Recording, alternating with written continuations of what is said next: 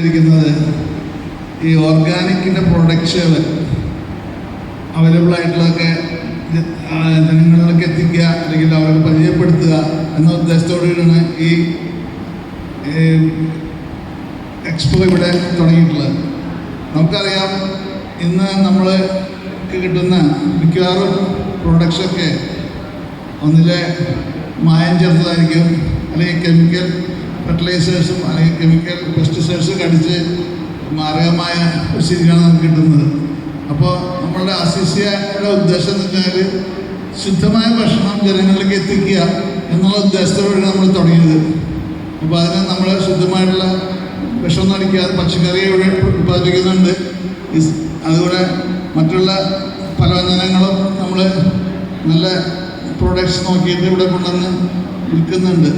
അപ്പോൾ അത് ജനങ്ങൾക്ക് മനസ്സിലാക്കാനും അവർക്ക് ഉപയോഗപ്രദമാകുമെന്ന് വിചാരിച്ചിട്ടാണ്. അപ്പോൾ ഇവിടെ ഇങ്ങനൊരു സംഭവം ഉണ്ടായത് കാർഷിക മേഖലയിൽ നമുക്കൊരു മുന്നേറ്റത്തിന് കാരണമാക്കുമെന്ന് ഞാൻ വിചാരിക്കുന്നു. ഇവിടെ നമ്മൾ പലതരം കൃഷികൾ ചെയ്തിട്ടുണ്ട്. അപ്പോൾ കാണാനും അതിനെപ്പറ്റി മനസ്സിലാക്കാനും കൂടുതൽ വ്യാപിപ്പിക്കാനും ചെയ്താൽ മാത്രമേ നമുക്ക് ആരോഗ്യമായ ഒരു കേരളത്തെ സൃഷ്ടിക്കാൻ പറ്റുള്ളൂ. അതൊരു ഉദ്ദേശത്തോടെയാണ്. ഇന്നിവിടെ എത്തിയിരിക്കുന്ന വിശിഷ്ട അതിഥികൾക്ക് നമ്മുടെ അധ്യക്ഷൻ മോഹൻദാസ് സാർ ആ സമയത്ത് അഡ്വക്കേറ്റ് PS കുമാർ തുടക്കം മുതലേ നമ്മുടെ അസിസിയായിട്ട് യോജിച്ച് പ്രവർത്തിക്കുന്നതാണ്. വളരെ അദ്ദേഹത്തിന് സ്വാഗതം. അതുപോലെ ഗീതഗോപി മുൻ MLA നമുക്ക് വേണ്ട എല്ലാ സഹായങ്ങളും ചെയ്ത് മുന്നോട്ട് പോയിക്കൊണ്ടിരിക്കുന്ന ഒരു വ്യക്തിത്വമാണ്. അവർക്ക് പ്രത്യേകം നന്ദി. അതുപോലെ തന്നെ അബ്ബാസ് ഇവിടെ നേരത്തെ പറഞ്ഞ ഈ ദൈവ കേരളയുടെ പ്രതിനിധിയായിട്ടുള്ളതാണ്.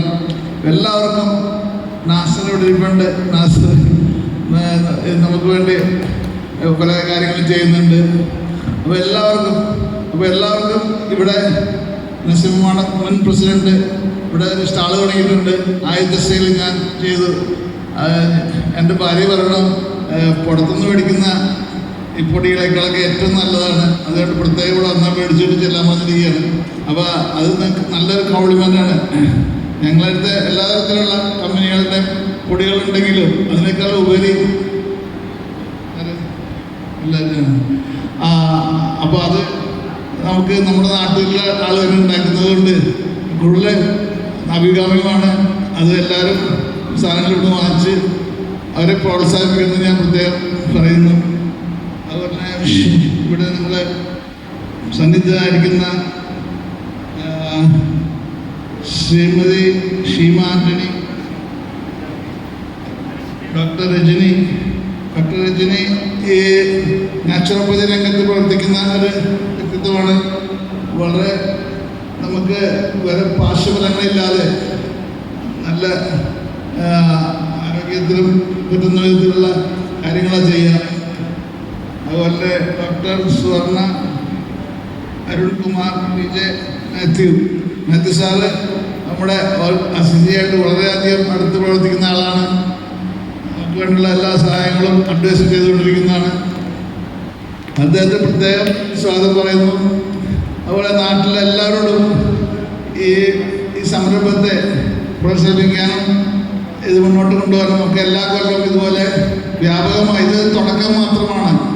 ഇടയ്ക്കിടയ്ക്ക് നമുക്ക് നമ്മുടെ അവിടെ ഉണ്ടാകുന്ന പ്രൊഡക്ട്സ് പരിചയപ്പെടുത്താൻ വേണ്ടിയിട്ട് കർഷകർക്ക് അവസരമുണ്ട്. അവരുടെ സാധനങ്ങൾ വിൽക്കാനും അതുപോലെ തന്നെ ജനങ്ങൾക്ക് കാണാനും പറ്റുന്ന വിധത്തിലുള്ള ഇനിയും ഇതുപോലത്തുള്ള കാർഷിക മേളകൾ സംഘടിപ്പിക്കാൻ ഞാൻ ഉദ്ദേശിക്കുന്നുണ്ട്.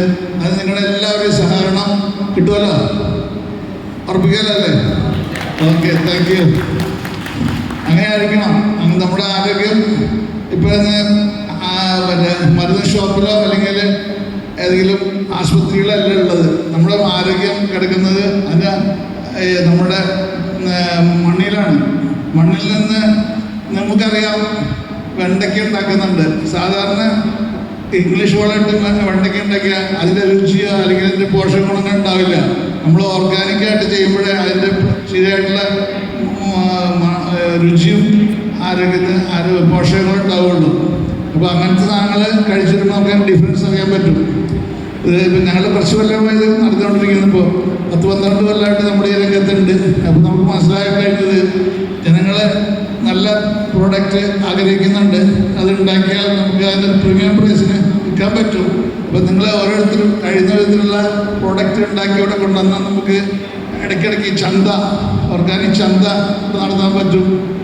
അപ്പോൾ അങ്ങനെ അതുകൊണ്ട് ഇവിടുത്തെ കാർഷിക മേഖലയെ ഒരു പുനരുദ്ധാരണത്തിന് നമുക്ക് കഴിയുമെന്നാണ് എനിക്ക് തോന്നുന്നത്. ഇനി കൂടുതൽ നമുക്ക് അഡ്വൈസൊക്കെ നമ്മുടെ അധ്യക്ഷനും അതുപോലെ മുൻ കൃഷിമന്ത്രിയായിട്ടുള്ള സുനിൽകുമാറും നമ്മളോട് വേണ്ട അഡ്വൈസ് തരുമെന്ന് വിചാരിക്കുന്നു. ഞാൻ നിങ്ങളെ ഒരിക്കൽ കൂടി സ്വാഗതം പറഞ്ഞുകൊണ്ട് നിർത്തട്ടെ.